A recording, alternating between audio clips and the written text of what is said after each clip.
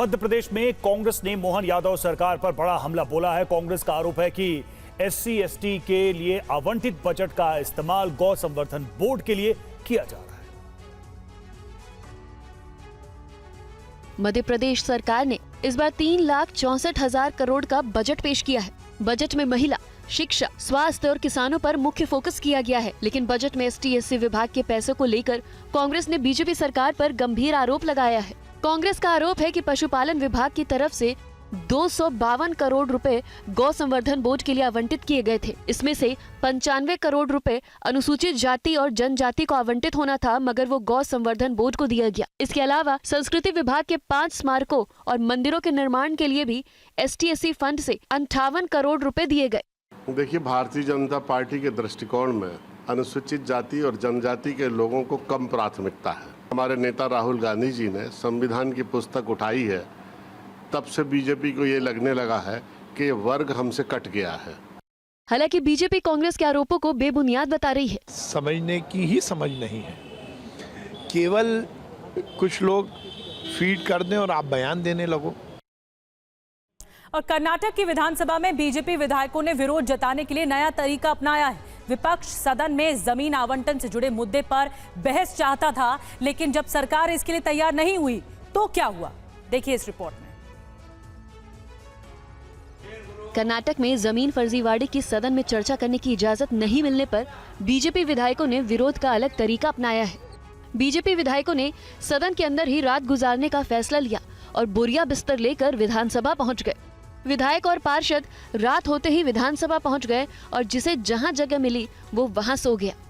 Karnataka BJP ने जमीन फर्जीवाड़े का आरोप लगाया था। मैसूर शहरी विकास प्राधिकरण पर जमीन आवंटित करने में फर्जीवाड़े का आरोप था।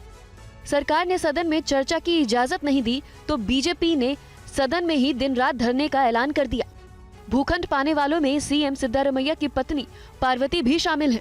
बीजेपी का आरोप है कि यह 4,000 करोड़ रुपए का घोटाला है, जिसमें दलितों की 1 लाख वर्ग फुट से अधिक जमीन लूट ली गई और करीब 5,000 से अधिक भूखंड अवैध रूप से आवंटित किए गए। विपक्ष के हंगामे के बीच कर्नाटक विधानसभा आज स्थगित कर दी गई और विधानमंडल का सत्र शुक्रवार को समाप्त हो जाएगा। अब देखना होगा कि सदन के बाहर बीजेपी इस मुद्दे को कहां तक ले जाती है।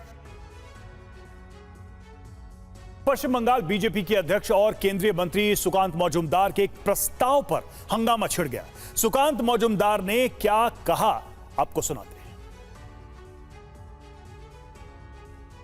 सुकांत मजूमदार ने पश्चिम बंगाल के उत्तरी हिस्से को पूर्वोत्तर भारत के हिस्से के रूप में शामिल करने की मांग की है। अपनी मांग को लेकर उन्होंने प्रधानमंत्री नरेंद्र मोदी को एक प्रस्ताव भी सौंपा है, जिसमें उन्होंने कहा है कि उत्तर बंगाल के विकास और सुरक्षा के लिए इसे पूर्वोत्तर भारत में शामिल कर देना चाहिए। माननीय प्रधानमंत्री हाथे एक प्रस्ताव तुले दिए आपातत যে একটু প্রেজেন্টেশন তুলে দিয়ে এসেছি, যাতে নর্থ ইস্টের সাথে উত্তরবঙ্গে সিমিলারিটি কি কি আছে এবং তার ফলে উত্তরবঙ্গকে নর্থ ইস্টের অন্তর্ভুক্ত করা যেতে পারে।